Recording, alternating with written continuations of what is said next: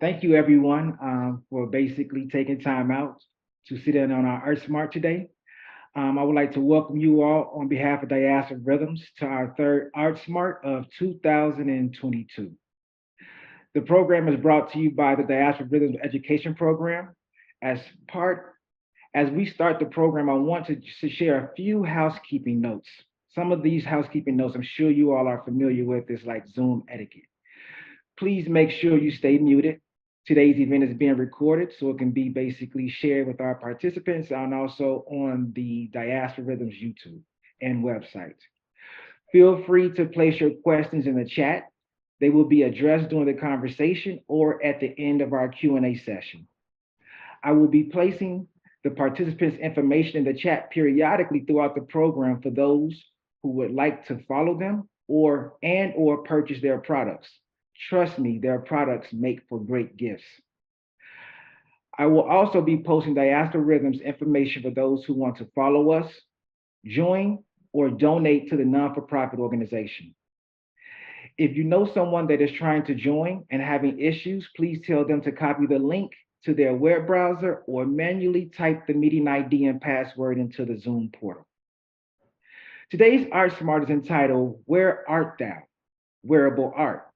To some, the title can be seen as self explanatory, but I would like to provide more context. Often, our art smarts focus on art that can be hung on walls, placed on mantles, and etc.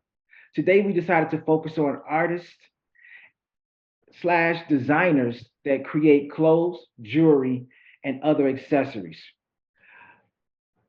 Our moderator for today, he is also a member of DR and a member of the education program, Chuck Fowler. Chuck Fowler is a native of North Chicago. He's a collector, a dealer, and curator. He also lends his talents to event and interior planning, as well as culinary arts. In the spring, he plans to launch a new collecting collaboration called The Audacity to Stay. Without further ado, Chuck Fowler. Oh, good afternoon, everybody, and welcome to Where Art Thou? It's a pleasure for us to have you all here today. And we're going to get right on into our Art Smart by letting our panelists go on and introduce themselves, gives you a little bit of background about themselves, and then also show some of their works to you today. All right. First, we're going to have Mr. Eric Bell. Hello, everybody. Happy Saturday afternoon. Hope you're all doing well. My name is Eric Bell, and I have a brand called The Love Movement. The Love Movement became official November of 2016, and the slogan for the Love Movement is take off your mask and show love. So in a general sense, what I wanted to be able to do was find a way to do two things at once. I wanted to be able to find a way to uniquely display my artwork and also be able to spread love at the same time. And so this is the original piece I created when I started the brand. This was my original logo. I don't know if it's backwards or not in the video, but it started with the heart, which is here. I wanted something to universally identify that everybody can identify with, no matter your age, whether you're older, young, your ethnicity, or your culture. Everybody in general knows what a heart is and what it represents and stands for. From there, I wanted something to culturally identify with the brother who created this design.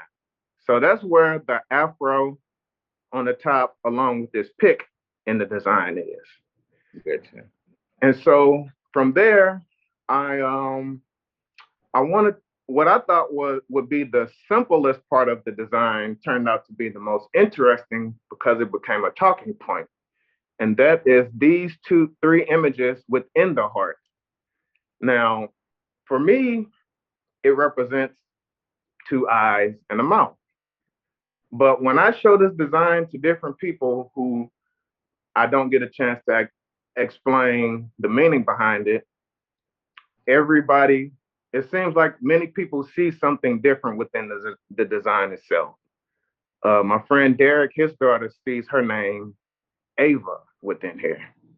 Mhm. And so how I tie that back is when you talk about love, and if I were to ask everybody in here what love meant to them, I'm sure I would get a different meaning or interpretation.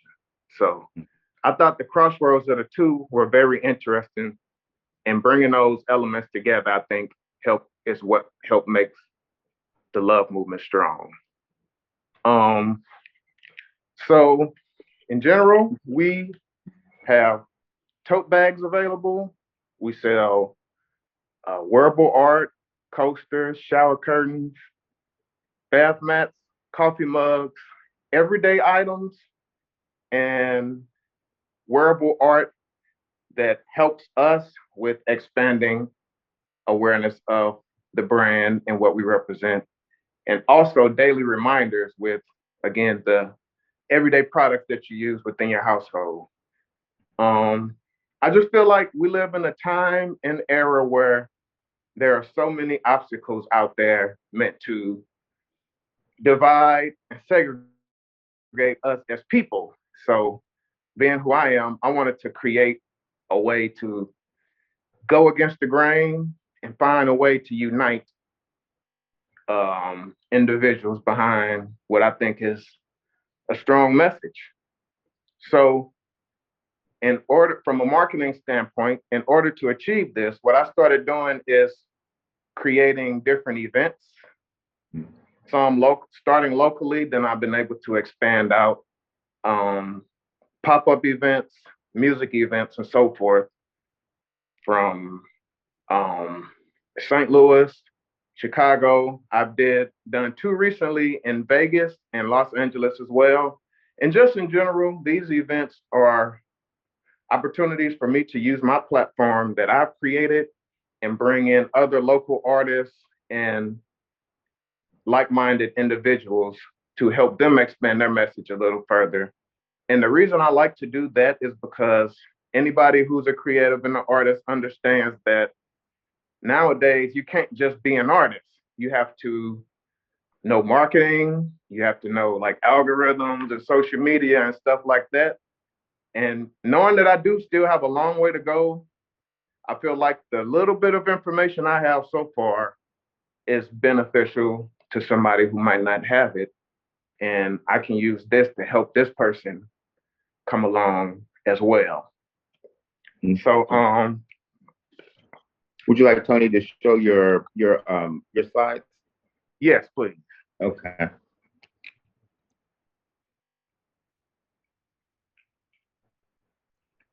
And there's a few different variations. So this is a graphic design. Do you do any rendering, or are you just focus on graphics and then bringing your logo inside? Mostly graphics, bringing the logo inside. For me, I want to be able to, my challenge is to continue evolving my designs and finding a way to make them as strong as the message is. It's just something that as I'm working through this campaign, I will continually work towards. So yes, in the process, creating different graphic designs. This is an image from one of the stores in Chicago, Allure Clothing, that started selling my t-shirts. Okay. I gotta look that up.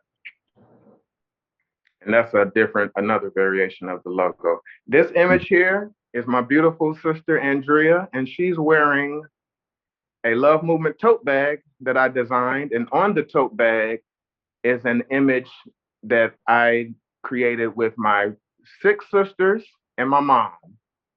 Oh, And that wow. is a visual representation for me of what love is.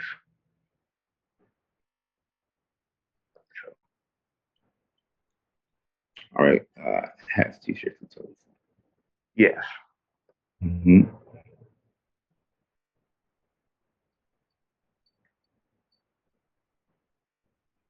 So all in all, this process so far, I would say, been somewhat of a social experiment Hmm. through creating these events, because what I found it out is, as I've been able to expand and reach different areas, talk to different people, have these events, in in return, what's happened is they bring out a diverse group of individuals. So for me, the results so far show the power of love is still undefeated.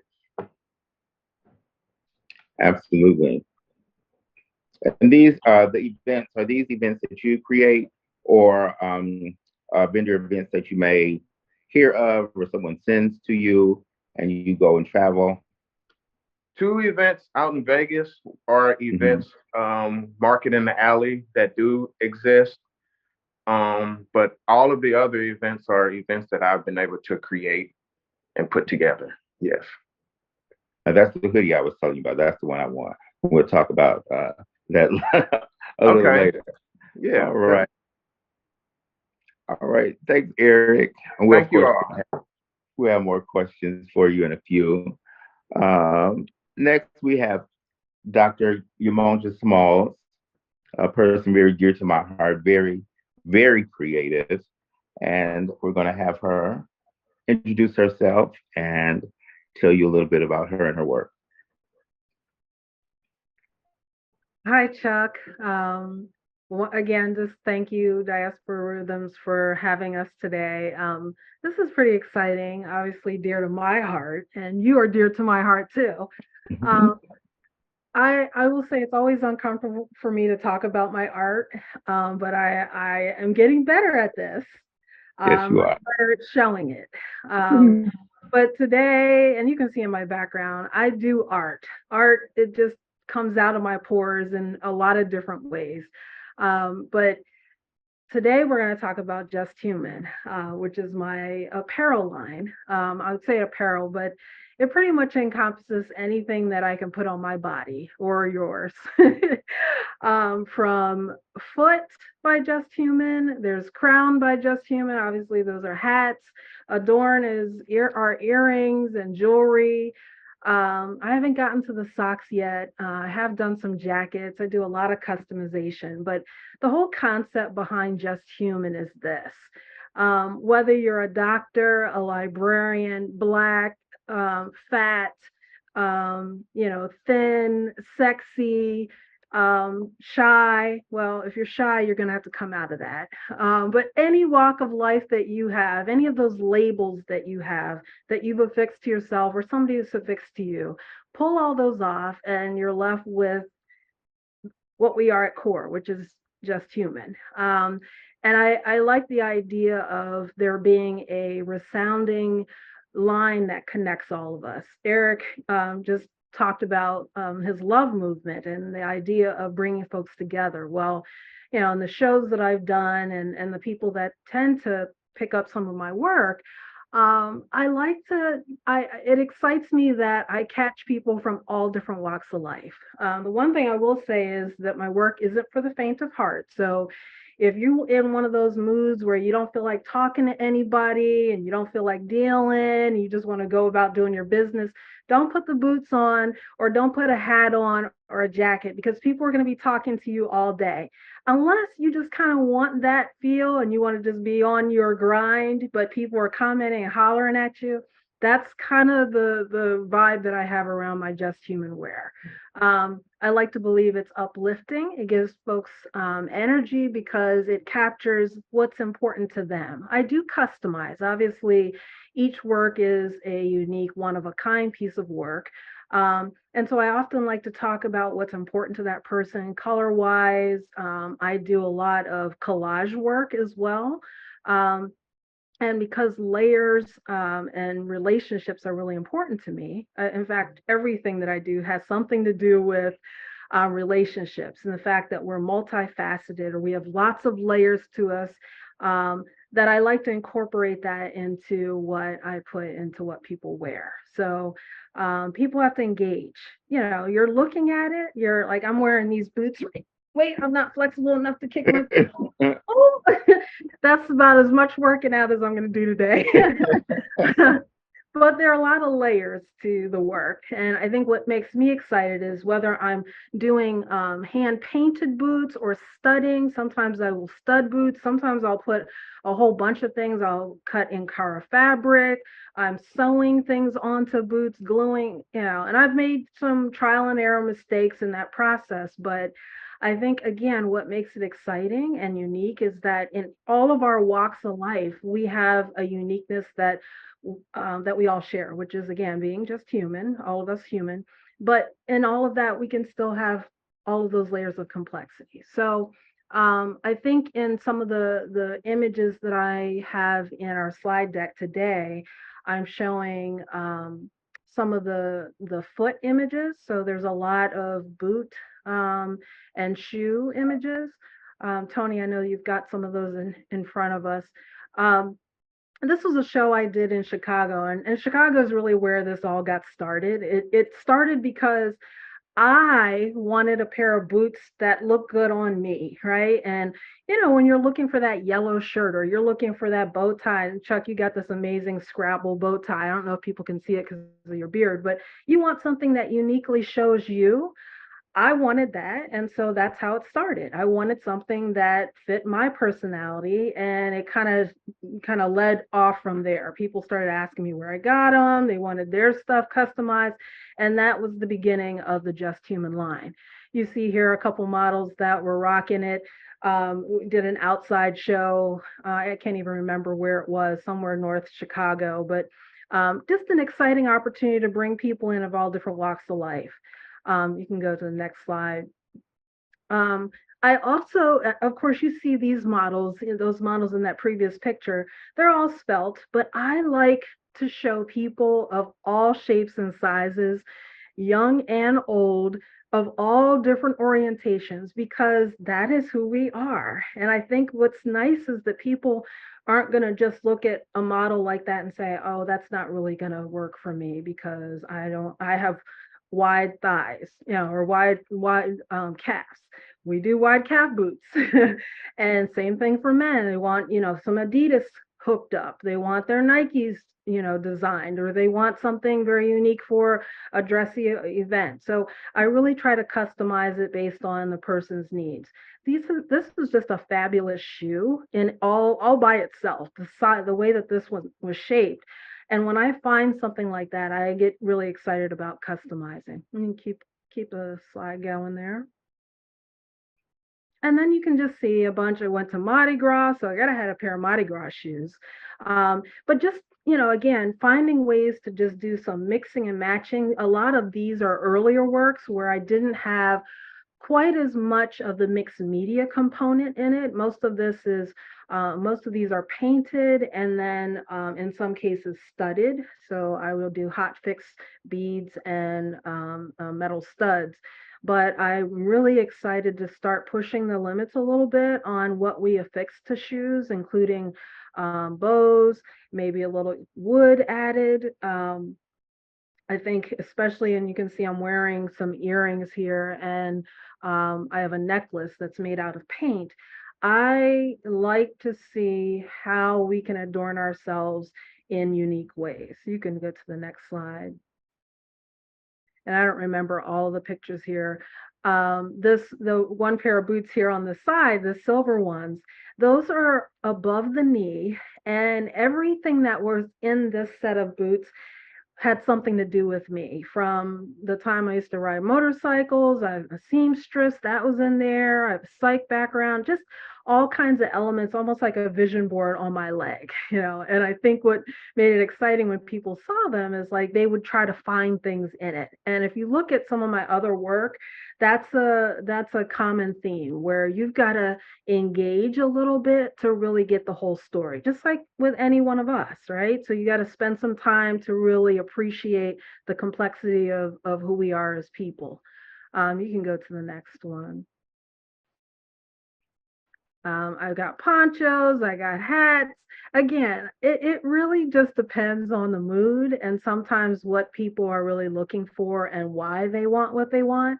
But I enjoy just affixing to what already exists. Now, where we're going is not just purchasing already sewn clothing, but as a seamstress, also creating my own. So look and get excited about some of the designs that I'm painting or collaging actually becoming its own unique fabric template so that I can create my own line with those unique designs. So I'm excited to be creating some fabric. Wait till you see it. Okay, next slide.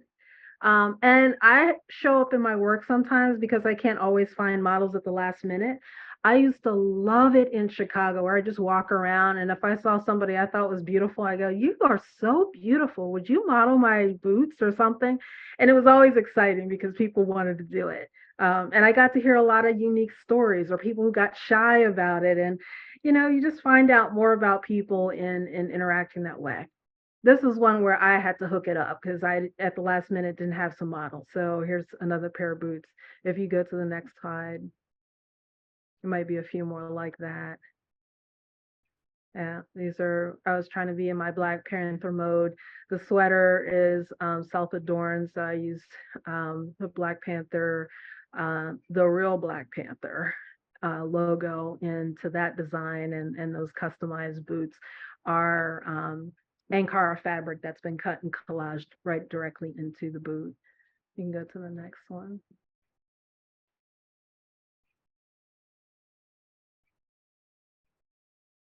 Again, a lot of the work that has come out really started with what do I want? So I got to go to that unique Christmas party. Well, guess what? We're getting ready to have those showstopper poinsettia boots. I've done snowflake boots. And just people want something unique and different. And we all like to feel a little spicy when we're doing something unique. So whether it's an AKA event, of course, as a Delta Sigma Theta member, I have hooked up a lot of hats, boots, jackets with customized designs, but really it's whatever people want. And again, as long as it fits within the idea of unifying us, I do tend to adorn in that way.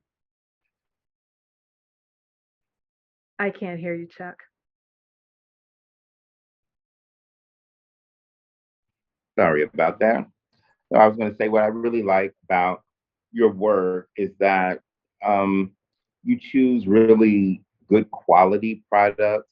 Your t-shirts, literally, I've had for years, and they practically look the same. And I've washed them, and no matter where I am, there are always a conversation piece, and even the boots. Great quality and they last. You did a pair of boots for my cousin that's very um, sentimental to her because she lost her daughter and she loved dolphins. And now she has these beautiful boots that she has as a conversation piece as well. And like you say, everyone always stops. She always gives your name and she always talks about the full story of these boots. So it's good that you're able to connect with people that way. You have her story, and now it's a conversation piece. Thank you. Yeah, yeah. I did put on the page YamonjaPaints.com. That site is where Just Human will be housed. You can still go to I'mJustHuman.com, but I am going to be migrating that all to a link on the Yamonja Paints page. So thanks All right. for the shout out. No problem. And we'll get back with you and ask you a couple questions a little later too. Okay. All right. Next we have Brenda Winstead. Brenda, you there? I am. Can you hear me? I can. Looking Okay. all royal and fabulous. It's so great to have you here. You have such beautiful work, and I'm so excited for you to share your work with everyone. Tell them a little bit about yourself. Okay. Great afternoon, everyone, and thank you for inviting me. Chicago has always been very special to me. I come there at least a couple of times a year and show my work. The clothing line is called Damali African Wear. I'm a self-taught designer. I got started about 30 years ago. And one of the reasons I got started is I was in West Africa in the late 80s, and I was just blown away by the way the women adorn themselves. And quite frankly, I was just trying to get some things for myself so that I could sort of keep up with my West African sisters. At the time, I was doing a home art gallery, and I was actually just trying to get some items for myself. And as I would wear them, people would ask me about them. And so I said, well, let me see if I can start selling and offering some clothes as well as fine art. Because as I said in the beginning, I'm a self-taught designer. I don't have a background in art or clothes design. So that's how initially I got started with the clothing line. One of the things that I wanted to do was to have something that was different and unusual. I really liked the African fabric, particularly the hand woven fabric and the hand dyed fabric.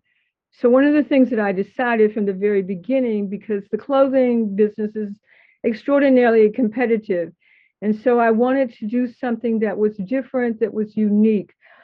And so I specialize in a lot of one-of-a-kind and limited edition pieces. I do a lot of custom order work as well.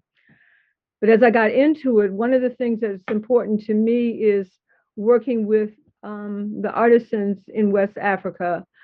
Primarily, I do a lot of work in Africa and in Mali in particularly.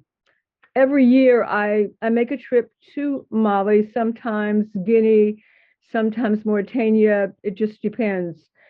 And I'm working with a number of dyers, weavers that actually produce the fabric for the clothing line.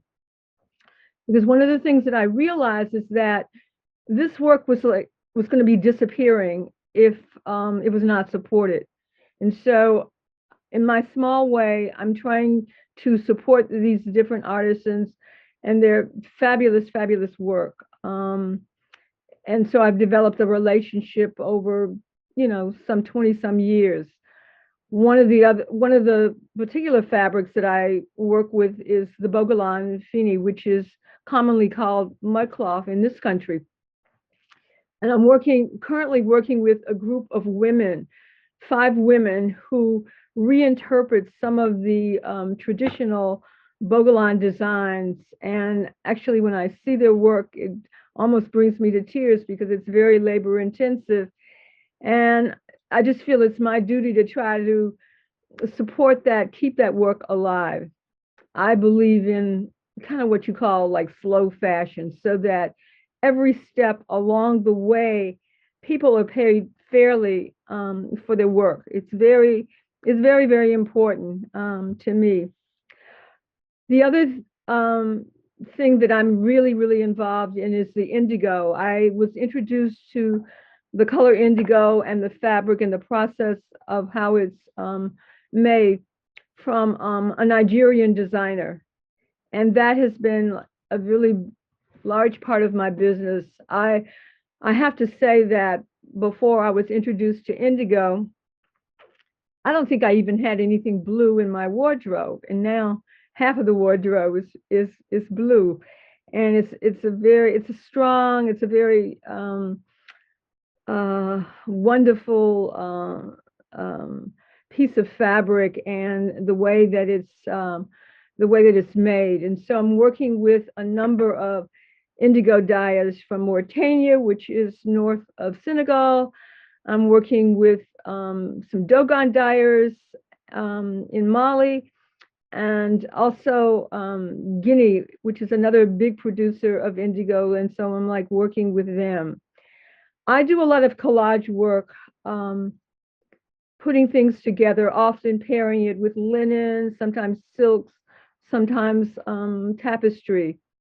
I would say that it's for me, it's very important to introduce people to the vast variety of fabrics that are available coming out of the motherland. And so that's another one of my goals.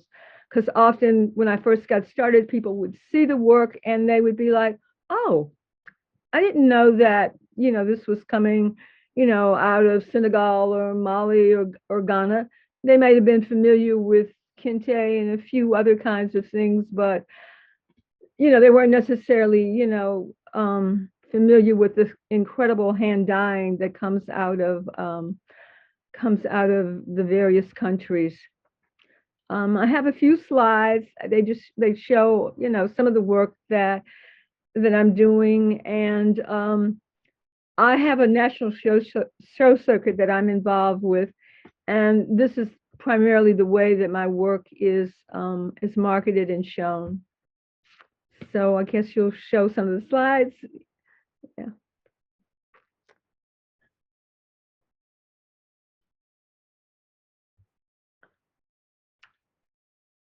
This is the way I'm like collaging and combining, in this case, the raffia, which comes from the Congo, and I'm just pairing it with upholstery fabric. I find that people like the idea of having fabric that is embellished and has texture and stuff. And so that's one of the things that I do.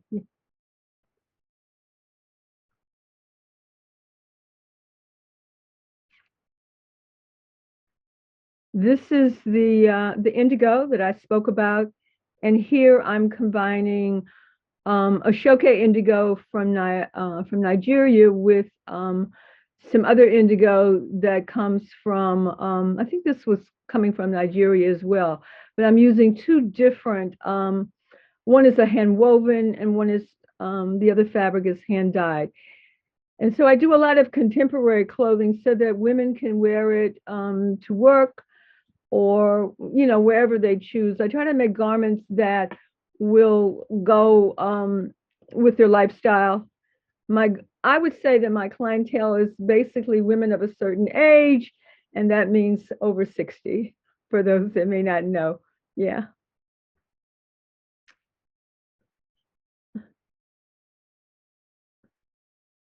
Well, this is a little bit more contemporary. This is indigo from Mali and Guinea, in kind of I guess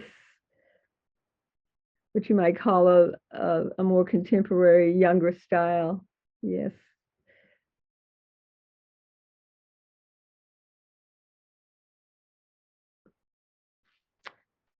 And then here I'm combining indigo from a lot of different countries. Every other year, I typically will have like a major indigo show where I'm featuring, everything in indigo. Accessories, handbags, jewelry. I don't do jewelry, but I'll work with other designers that will make the complementary pieces for the show. But the indigo is a color that looks good on anyone, from very, very dark skin to very, very light. And so it's very, very popular. I find that when I have it on, I have people from all different backgrounds approach me about it. It's something about the color and the history that draws people in.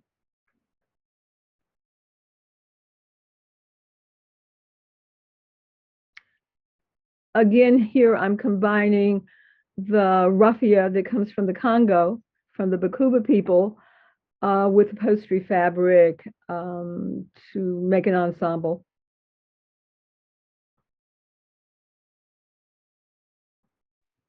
And here's the Bogolan that I talked about.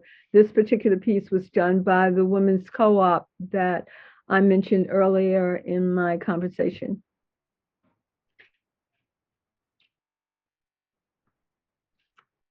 And I'll also this is a piece that I do with just combining like upholstery fabric. And I have to say that most of this upholstery fabric came from a famous upholstery house in Chicago. They have the most wonderful, places to buy upholstery fabric. Yeah. And then I just gave her some feather adornment for her head. I'll do like headgear with feathers or other fabric. I'm a hat wearer myself. Yeah. I think that might be all of the slides. I'm not sure. Oh, one more. Again, upholstery fabric put together in a coat. So I do a lot of, one of a kind or limited edition pieces, and that's kind of what I'm known for. So a limited edition, how many would you maybe make of that coat? One. One? Okay. Yes. So that's an original. Right. It would be one of a kind. Mhm. The dress that I just flashed off that was in the white, black and white Bogolan that's made by a contemporary artist in Segu, Mali. Now that is something that I can order. I can say, okay, I want so many pieces of it. But typically in a year, I would be able to make maybe 4 of those dresses and no more. And if it's something that's really popular, I would bring it back and make it. Yes. Mhm. Yeah.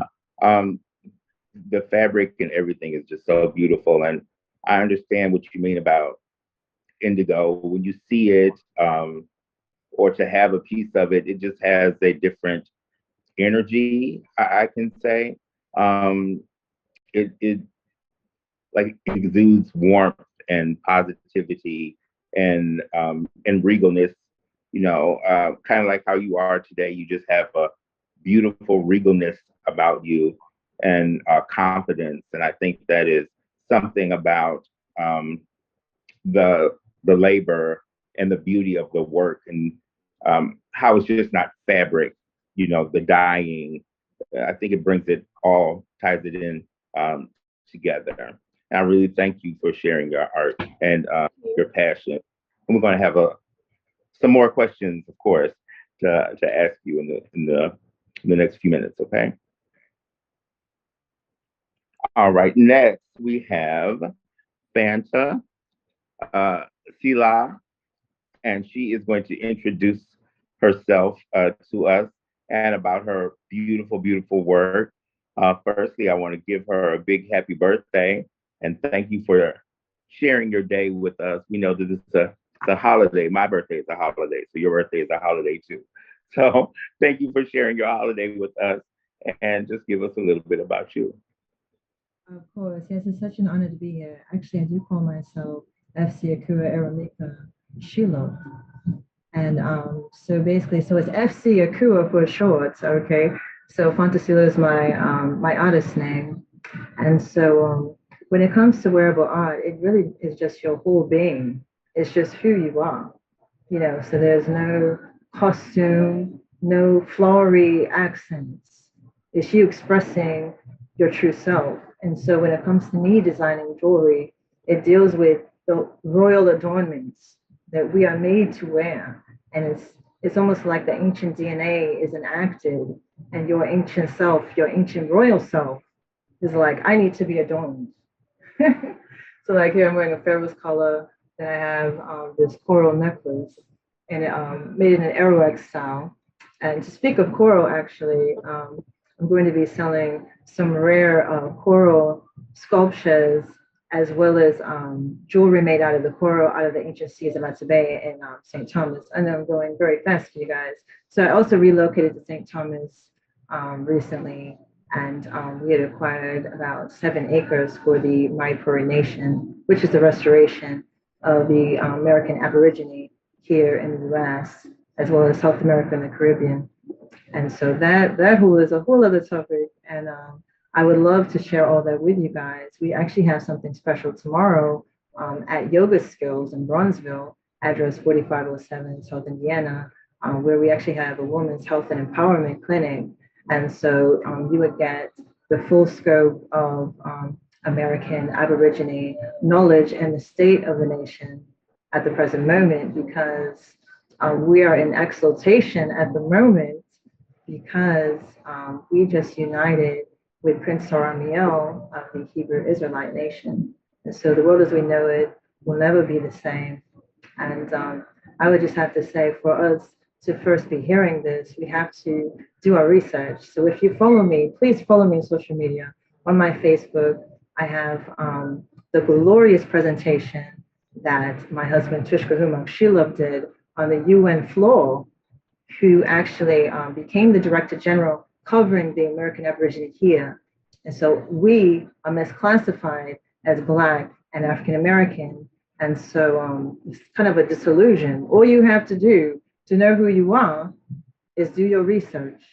Look for the birth certificates, your grandmother's birth certificate. If it says colored, you are Indian. And so basically, we are all a mighty nation. And I couldn't go any further without bringing that to your attention, because first and foremost, I know why I'm here on the planet. I excel in the arts, painting, jewelry, henna tattoo, cosmic design on the body. I do clothing design, you know what I'm saying? I do Reiki healing. Everything's about healing, but the art becomes who you are.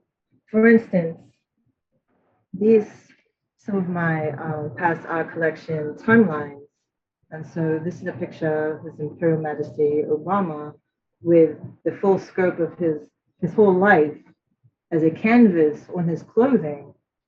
And so, for us as artists, we are a ripple effect. We are changing culture. We are uniting. We are illuminating people. It is a wholly righteous purpose that we're doing so. And so these are actually available on my website, fantasila.com. Also, they're going to be available this season at the Culture Museum in Chicago. You definitely want to follow them online. I saw that original piece. It's absolutely beautiful. Oh my God. Yeah. Thank you so much. So, okay, so this is, I'm so sorry, Still I Rise. And so if you ever heard Maya Angelou speaking the poem, you will hear her voice in your head as you read this poem. But then, of course, I captured her entire life. And so what's so great about this, so I work with Watercolors Gallery in Memphis. And so they do the actual size G-Clay limited edition, 4 foot by 4 foot. And they did end up selling the original for 9,000. But of course, it was really worth 70 million, so, but it's so important. We're making an impact on this world. But this was for the children. This was for our matriarch to be honored. And so that's what we do. We preserve life. We perpetuate life as artists. And as we adorn ourselves in our ancient state, we are inspiring the world just by being who we are without even trying. This is why I did it, actually, Toni Morrison as well. Beautiful. Very powerful prophetess, truly. Yes, and then it's been such a beautiful journey, because really my fashion design, it just came out of necessity, because through my spirituality, I found the ancient mermaid, which is Mother Earth. Okay, she has many names, of course, Yemoja, of course, Yemaya. She is named after, Mother Earth. But I actually, through our Arawak heritage, I actually found the original name of Mother Earth. Her name is actually Atabe. And so we are Arawak people here. And so our territory is actually South North America and the Caribbean. And so, hate to say his name on the camera, Columbus, the Spaniards, they had documented everything from their travels of conquest. And so the language Locono was spoken from the tip of Brazil all the way to Canada and the Antilles. So there was all one people, Arawak. You know what I'm saying? And so dealing with their culture, our ancient culture of the Arawak, they had a mother goddess, and her name was Atabe. She's the goddess of the water and the earth. So I just had to profoundly share that with you, because to know the name of your mother means you are free. And you can love yourself and know you're perfect, whole, perfect, and complete. And, how do you incorporate how do you incorporate that into the adornments that you have or that you're wearing? And then also Tony has some slides as well of your work that I would like for you to also narrate for us too. But how do you incorporate um, what you found and what you've researched into your jewelry? So we have here our ancient pyramids, right? We have pyramidal structures, we have divine geometry. This is an Atlantean crown, you know, and it's also vibrating on the third eye. So the crystals are interacting with your very being and making you centered in your true self, whole, perfect, and complete. We have the wings of Ma'at, for we are angelic beings, and it frames our head just so. So I just incorporated. It's more of an intuitive thing, you know, when it Mhm. comes to me adorning myself. It's not me picking it out. It's not matching nothing. It's all this very spiritual thing for me. It's like it's almost like when we take a shower or a bath, we are connecting with Mother. We're connecting with the universe and the earth, and Mhm. you become transformed. You know, so my bath, oh my God, my shower is like a sanctuary. So what I do, I turn off the light. I have these cosmic lights going, sacred music, right? You come out, I do some mantras, you know, but Om is great, you know. Some of my most creative things come out of the water, lyrics to my songs, everything. But I step out, and all of a sudden, the imprints of adornment is just like, put this on. And so, you know, it's really powerful to also share with the world, because we do have some of the sacred pieces on my website, you know, quantatila.com. But at the end of the day, I really love designing for myself first. It's all about me. But oh yeah, I wanted to mention though. So we had recorded one of my songs, Beautiful Goddess. We were recording the music video. So when I said my fashion style came out of necessity and I found Mother Mermaid, I adorned all of these women as mermaids, and I designed it, and it's like it's soulless fashion. So I did like a fast style of 10 minutes, head to toe, tail with like sequins or iridescent colors as the tail. You know, the top is like a tube top with feathers, and you know, my apologies for not having these images with me right now.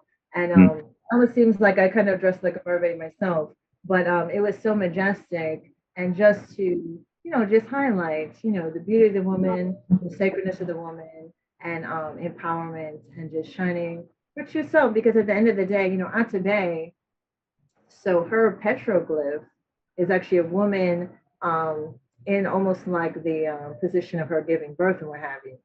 But the petroglyph within the language means woman itself, you know. So me highlighting just the beauty, the perfection, the love, the infinitude within the woman is what we're doing within that music video. But yeah, I design everything head to toe, and then yeah, everything I wear, I design and incorporate some other stuff too. But yeah, it's really just you're just sharing your true self with the world. Yeah, just becomes who you are. Mhm. Tony, start the slides so she can also narrate those. Oh my God, so cool. So yes, Tony Smith, he's been capturing all of the greatest people of Chicago. And so I was Mhm. so overjoyed because this is my real blood sister right here. Okay. This is Mhm. Samara Turner, and she's so beautiful. Right now she has her natural hair, but with this, you can see it's quite the superhero. And yeah, she has some sterling silver rectangular hoops. Okay, going into my jewelry legacy. Okay, I've made thousands and thousands of pieces of jewelry, traveled across the world. Okay, and so I was most known like an Afro punk. Um, yeah, so I ended up being like in Vogue and Essence, New York Magazine, and all this stuff. But it's all about creating thousands of pieces of jewelry for a festival, and there's never enough, and it sells Right. out. And it's Mhm. because it's the crystal energy involved. We are star children, we are indigo children, we're children of the sun. So we seek our highest self. And so we run to the crystals because it activates our chakras and purifies us. And, it helps us to just dispel trauma and negativity within our being. And actually, I'm actually wearing the ring that I'm wearing right now in that photo, actually. So I actually carved this and set all of these diamonds here. So Oh, it's wow. um, the winged sun disk. And so this is what happens when you research and it comes to the surface. And so then I actually have these mass produced in plated gold and silver, as well as the wings. I actually even have this as a necklace on my website, plated, just beautiful. So just highlighting, you know, just the majesty of art in itself, because the inner sun, the solar sun is within, you know, and then your angelic being forms, you know, when you evolve, like I said, to your highest state, which comes from meditation, deep breathing, sticking with the earth, both externally, outside, and internally with your fruits and vegetables and everything like that. And oh yeah, she's wearing. This is actually one of the first feral collars that I created. And you know, we did actually wear these collars in the ancient America. So of course they found pharaohs in the canyons, of course. So we're uncovering all of that to get the record straight. But also in our other empires, you know, the Mayan Empire, the Incan Empire, we're all royal and mighty. So of course this is Akua Aset, the high priestess of natural beauty. You definitely have to go to her website, offsetbeauty.com, where all of her products are like edible, just organics, you know, because if it's on your skin, you're eating it. So you don't want to have ingest chemicals or something vicariously, edible byproducts vicariously. But this is very majestic, and she's obviously, you know, highlighting her true state of being. She is named after Offset, you know, the mother of the universe. So many names. But yeah, Beautiful. she's so glorious. Yes. Mhm. Uh, Oh my okay. goodness. Yes. So, okay. So through traveling with Zuva, which was actually it was a group of African designers, right? And so I was able to connect with all these beautiful women. I connected with her in DC. She's actually a hairstylist, and so she's wearing. If you could zoom in, so it's like a pyramid like this, but it's made out of a diode. So with shungite to repel negativity. So it's actually a super light pyramid, but it's huge. So you can just magnify and you know your royal state, you know, and reflect our ancient history. And so this is one of her solar return photo shoots, and like, isn't this so majestic? Just so regal. Mhm. All right. All right. The last piece here. I see the Ankh.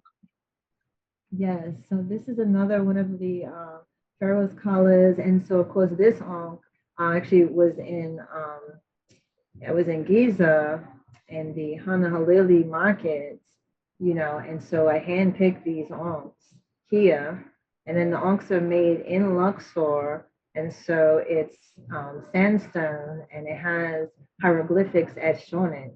And so my intention was to have all of them like that, but I ended up losing my source to getting the onks. So I had to go myself, and I literally almost went like what was that, like 2 3 years ago. We're supposed to go to Nice for a film festival, Nice, France, and I was going to stop in Cairo and have a shopping spree very quick because I had this order with this on. Okay, but what I love most about this piece here, actually, so this is a dear sister of mine. Her name is Ebony Smith, and what I love most is what it reflects. The Ankh represents life, continuation, family. So this is just love. You know what I'm saying? And that's one thing. Tony Smith, his thing is just try love. You know, it's all about Arawak, you know, American indigenous love and beauty, of course. Yeah, so this is Angelique Roche, actually. And so she's a journalist. And you see here with all like the Marvel superheroes just on platforms like across the country. And so this was actually an after party of a screening. And then she was acting as the waitress on the Star Trek set. And so she's always wearing my jewelry. So like right here, she's wearing, it's a rose quartz what is it called? Goddess bracelet. So the goddess bracelet is when the ring is attached to the bracelet. Yeah, and so then of course rose quartz deals with you know, amplifying your self love and also attracting love into the world and just self healing and everything. But I actually met her through Afropunk, and she worked with them, just so powerful. Oh yeah, so there's the beautiful Pharaoh's color again, and so this young Majesty, so she was being given an honor. She was giving an award, and so I actually flew in. She flew me in so she could wear this for the award ceremony. Oh, wow. Yeah, so that That was is beautiful. All right. complete. Thank you so much. Oh, I see we have Anklet. Mm. Yeah, so I have a cosmic collection, and so you can go online and see it. So it's galaxy necklaces, earrings, and it intermingles the crystals, and so it's like spiraling orbits of planets and stars and everything. And so, but this was the first cosmic anklet, which was actually a pendant of a galaxy necklace that ended up curving live at a show. So that's the great thing about us artists, we're always creating. So in my shows, I would do custom pieces. And so this was a custom piece. We ended up, the last of it, it ended up being a goddess anklet bracelet with a ring attached. Like it ended up being the most epic piece of art in the world. Yeah. Thank you so much. It's so much history involved in your art. I'm going to open up with some questions, and then also I want to make sure that if there are any questions that anyone has in the audience, you can also make sure that you put that in the chat. And I think I want to start with Eric on as far as seeing what you have, and then any of you can also comment on this, but I just want to start with Eric. Do you see your products or your shirts, your line? Do you see it going mainstream? Is that something that you would like to do or like to see? Um, you know, see it in a Macy's or being able to mass produce. Is that something that you would think that you would like to do? Absolutely. That's definitely an aspiration to be able to mass produce and more than just mainstream, trying to find that right placement where I feel my brand and again the message behind it will get the most effectiveness along the way. One of the things I'm looking to do is be able to inspire the next person to want to follow their dreams, and hopefully, the steps I'm taking can be of that influence. So, if that is a goal of a long term goal, something down the future, definitely I would love to explore. Mhm. Okay. Brenda, what about you? I know that would be um, it would be hard to do considering that a lot of the things are handmade and very rare. But have you ever thought about that? No, I haven't. I I'm much more interested in like one of a kind and limited edition wear, quite frankly.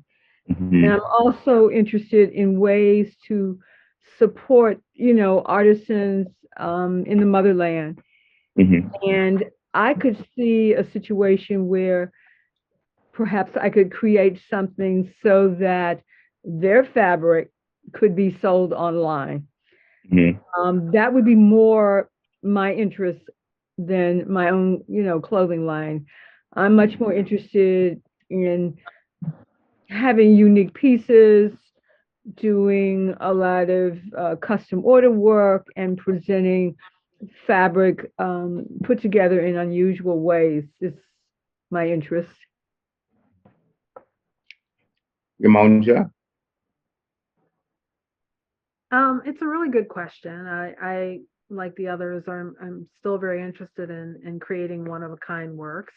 But there is some opportunity to make that a little bit more accessible to the world at large. So I am slowly looking at that. It is a different business model. So Mhm. yeah, I think I definitely would be willing to consider that. I've already done that with the t-shirt line, but Right. yeah, so with boots and shoes and hats and things like that, it just takes on a different printing process as opposed to the Mhm. hand process. All right. Absolutely. Um, let's go to something that we probably all want to know. Um, as artists, I know that just in speaking to artists and working with them, price point also comes into play. It's hard to figure out if it's something is too expensive, if something is not expensive enough. Um, it, how do you all actually come up with your pricing or price points? Um, as far as pricing your work, does it deal with a demographic or where you are? Does it change? Just give us a little insight on how you may price your pieces. Anyone wants to start first, or would you like me to choose someone? I know this is a difficult question too. Well, for me, just in general, what I like to do is since I want to create a brand that's all inclusive, I would Mhm. like to get to the point where I have products available for people at different levels. Um, again, it's the process of still developing and making sure I'm giving something that is of great quality, but at the Right. same time, you may have somebody who might not have as much as the next person, but still wants to support. So then that's where I wanted to have like smaller impulse items, Mhm. different qualities of fabric shirts, whether it's embroidering versus silk screen and things of that nature. So it's actually still a that question you asked basically is something I'm still working through when and learning about when it comes to price points. All right. Brenda?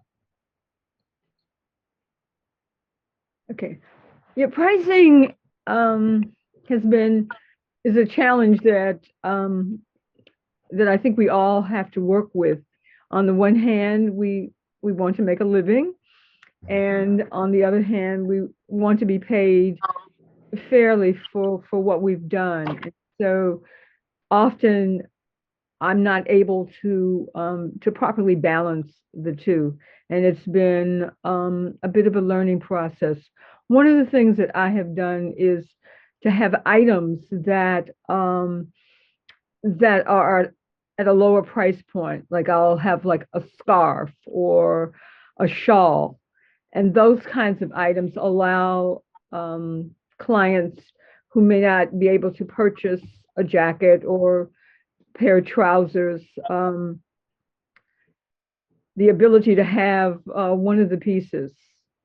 So I would say my feeling is, in general, as artists, I mean, a number of us, our work is really underpriced.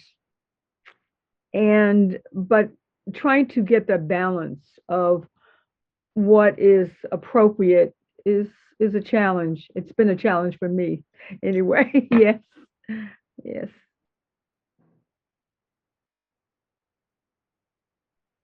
I'm sorry. Yes, I know that that definitely can be a challenge, especially with you. I mean, you have to incorporate your travel, buying the pieces, bringing it back.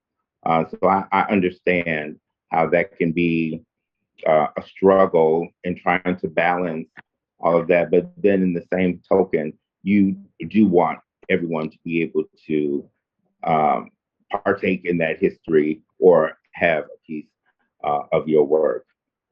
Uh, Fancy, did you want to also speak on that? Can you please repeat the question? Oh, sure. As far as pricing, price point, um, do you feel as though that you have difficulty pricing your pieces? Is it a higher price point or a lower price point, depending on where you are or where you go? Do you struggle with that? I really do, because we all know that it's priceless work, but then, you have to get into Mhm. the market properly. But then it deals with, your level of fame and notoriety and everything. So yeah, it Mhm. takes a certain proper balance. I'm still trying to work all that out. Mm, yeah. But, when it comes to me, my price is always negotiable, regardless. I found sometimes I have shortcut myself, and so you just really have to value your work and just, and just set your legacy in regards to that. And I was speaking more about artwork, and then with jewelry, I found myself, I was a factory in myself, and, looking forward to get some manufacturing so we could still have the lower price points in the jewelry, but then of course the more keepsake sculptural pieces, they are a little bit more expensive. Like this one right here is 4,500 online, but really it's a museum piece. Really it's like 50,000. And but if someone talks to me, they would get a discount on it. But we're trying to yeah, keep the integrity of the work and the value. That's very important. Yeah. So yeah, we're bouncing all out. Yeah, I understand. Last but not least, Imonja, did you want to speak on that?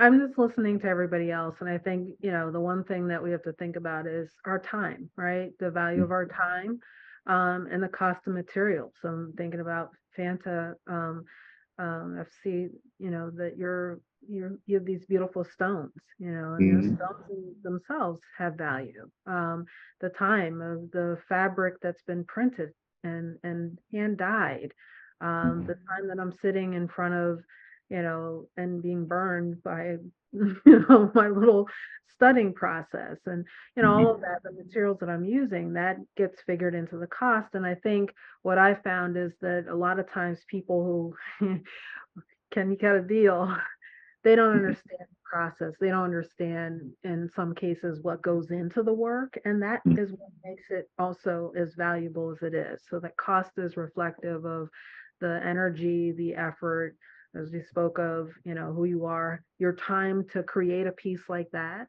And that goes into my pricing. And I've learned over time, it's getting a lot easier because I'm not customizing boots every day. So if you can get on that schedule, it's going to be a little pricey, and you're excited about receiving it. So it gets a little easier every time to, price in a way that really reflects my time and energy and use of materials to create work. Okay, thank you.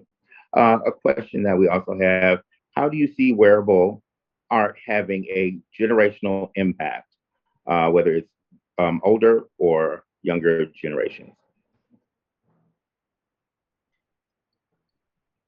So I would just have to say, so once again, it's our ancient bloodline, speaking to you through the artwork, when it comes to the sacred geometry, of the pyramid, of the Ankh, of these sacred pieces, of the sun disk, it's really whispering in their ear, on a periphery level. But for those who obviously know, they're re-identifying and being able to become one with their true ancient self. So I feel like you're passing on a lineage. And also we came from a lineage of amazing, jewelry designers focusing on copper, in the 70s, and that was once again all about regality, but also how copper is actually super healthy for you, helps with your circulation, it helps with arthritis and all of that. But yeah, but it's a dynasty and a legacy, and just to know, because copper is one of my favorite metals. It just so turns out, in ancient Kemet, they utilize copper in their jewelry, and also they even use it for dental work as well with their copper. But yeah, anywho, but yeah, it's really powerful just to pass on the lineage, and even if it's a simple crystal quartz necklace, it has a profound ripple effect on your consciousness and your purity, because this life is all an illusion, and so going within, you can actually tap in to what's really going on. Because is it important who won the football game? If our land is not returned to us yet, say we're not living comfortably as a people and a nation, why is anything else even important? So we're all distracted, on yeah, this illusory reality. But crystals like, what is it? Moonstone, labradorite, enhancing the third eye, amethyst dealing with amplifying your crown chakra, all of these crystals, have been used since the beginning of time to amplify your higher self and your consciousness. And education, teaching young people about the crystals or even the history behind it, I think is very, very important. Eric, definitely, what's your take? I feel like just in general, wearable art is something that kind of bleeds out of the aspect of design into more of the art sense of having the freedom of being creative. And with art, I feel like that embodies like different variations and different elements that you can bring into what you feel is art versus what somebody else made. You know what I'm saying? How somebody versus how somebody else may determine it. So I feel like once you bring those wearable art as one, it opens the door to make giving more people the ability to be creative and explore something different and finding a way to express themselves. Especially at a time when, it's not so easy to express your true feelings. This is a way to tap back into that, to express the way you feel freely and also the freedom of expression as well. Mm-hmm. Yamonja? Well, wearable art has always been has a heavy influence on culture, right? So there were points where certain people couldn't wear um, purple or clothes that were dyed with special inks and dyes. It meant that you were at a certain class of functioning. We're talking about symbols being incorporated into fabric, and I don't remember which tribe, but there was something where I was reading that if you saw this particular symbol, it meant that you were kind of upper crust in this African lineage. That what we wear tells a story. I like that Eric was talking about, the fact that it's a meaningful way to express ourselves. It always has been. We see somebody wearing something that we like, we want that to be part of what helps to express who we are. And I think that providing as artists, as creators, as designers, we create new ways of people being able to express themselves. I love that we do one of a kind because then it allows for that personal stamp. But and just listening to even FCU talking about wearing a crown, that when I'm wearing it, I feel empowered. I feel maybe more clarity. I don't know all the history about all of the things that you've created. I've just been amazed by it. And I think about how you feel, back in the day when you put on a suit, and your good pair of heels, and how that your confidence changes. So yes, I think as we continue to change and add and bring creativity to the art, the wearable art that we're presenting, we're helping to change and redefine culture. And every time something comes out of our creativity line, it starts, as someone said, bleeds and spreads into every other culture, a world culture. So I think we have a very unique responsibility in that it's a way of communicating without words, whether you're using words on the product or not. I'm looking at Brenda. As soon as she walked in, I was like, okay, queen, right? She just came in regal. So all of that, excuse me, Mm-hmm. it's part of the presentation. It's part of what influences our culture. Excuse me. Mm-hmm. Absolutely. Brenda? I would definitely agree. Um, when I looked at how I wanted to organize my business, I knew that I had to do something different because of the competitive nature of the business. And so there was a great deal of interest in one of a kind, limited edition. I would hear that over and over again. And so I couldn't agree more with the other artisans. It's part of who we are as a people, and we have a way of adorning ourselves that really is so powerful that you see it repeated by other groups of people throughout the world. So it's very, very important. So I totally agree. All right. I have one more question for each of you, and that is, how do you want to push yourself in 2023? Is it something new that you want to incorporate in your work? What do you see new for you in this upcoming year as this year comes to a close? Go on, Eric. I see you over there itching. Well, since you asked, I'm still learning as I'm going. Like every day is exploring something new, trial and error, continue to find out what works, what doesn't work. I'm like, I pretty much put myself in a position where I'm taking a walk of faith right now. So, what I want to continue to do is explore new unconventional routes I can take to spread awareness of the brand. And in the process, hopefully, I can open up being able to do business with in different places I haven't been with new individuals and to continue to build. And this process has been transparent. And I'm hoping that as someone follows along the road through my social media or so forth, they're able to see the development and hopefully they can be inspired and influenced to follow their dreams as well. Great. Demonja? Um, I will say that I probably you'll start to see a few of my own created fabric designs, not just Mhm. hand painted, but actually printed.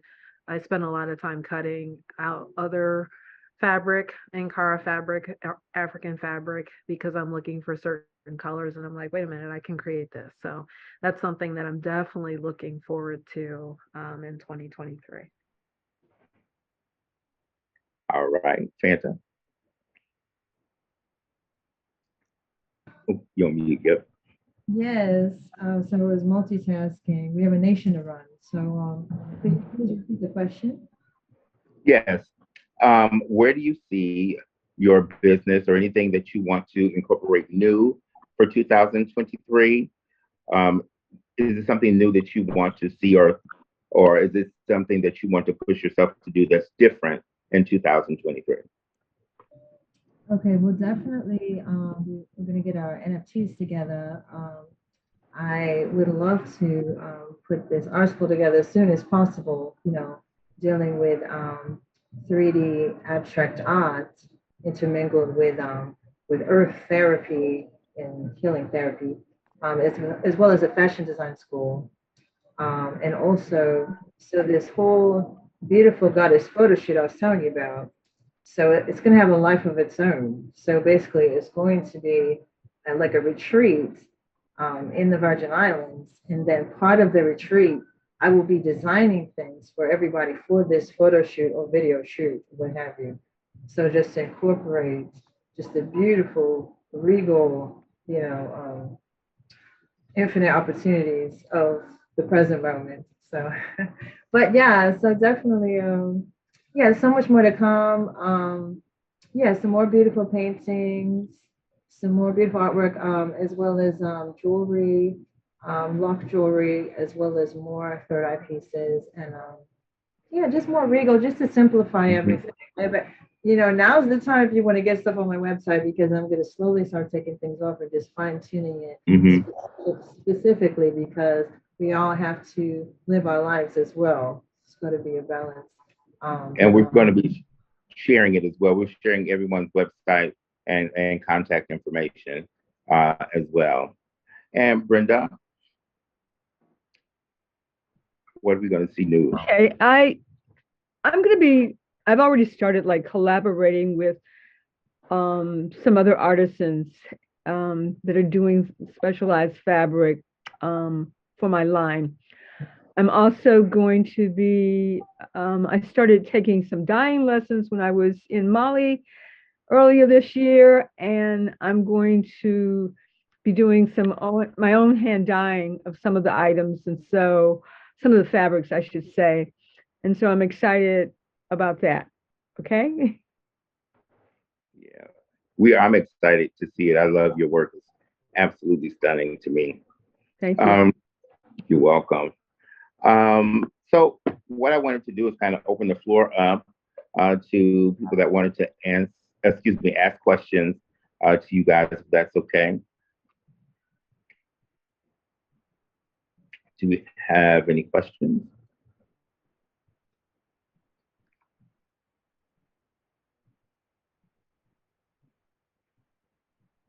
Okay. As they were coming in, I did try to incorporate some questions that came through. Manville, did you want to say anything? Well, we don't have any questions. We can definitely go ahead and close out. We really, truly, truly appreciate everyone's time. I think that a lot of information was shared today, and we had a chance to see a lot of designs that our panelists basically have been sharing with their clients and just with the world. And we truly, truly appreciate it. Some closing notes. I would like to, Miss Fanta, I would like to tell you happy birthday and thank you for joining us today, especially on your birthday. Definitely happy birthday. Also, we'd like to just some closing notes. I would like to tell everyone, please support the panelists. I put the information inside the chat. We could stay on. We're gonna close out, but the information will be there for like another 4 or 5 minutes. Tony, after we officially close out, please leave the information up in case someone wants to write down one of our panelists' social media sites or websites or whatever. I also would like to say, hey, think about us for this upcoming Giving Tuesday. As I mentioned, Diaspora Rhythms is a not-for-profit organization. And so we would like to basically continue to do certain things to support the community, support the arts, and definitely, as we all know, finances are always needed. So you'll be seeing something from us on our social media sites or maybe an email, but continue to think about us, especially for Giving Tuesday. Diaspora Rhythms is having their 20th anniversary next year. We do have one of our founders on here, Carol Briggs. Thank you for basically starting the organization. We will be having our 20th year anniversary next year during the second half of the year. We'll have basically programs throughout the year, but definitely look out for our large exhibition that we plan to have and other events that we plan to have surrounding the arts and the history of Diaspora Rhythms. And from that, I will give everyone back there Saturday. Panelists, thank you very much. Education program, thank you very much. My moderator, our moderator, Chuck, and Tony on the production side, thank you very much as well. Tony, please leave it up for a few more minutes. Feel free to run the slides. Everyone, feel free to stick around and look at the slides. But other than that, thank you very much for joining us today.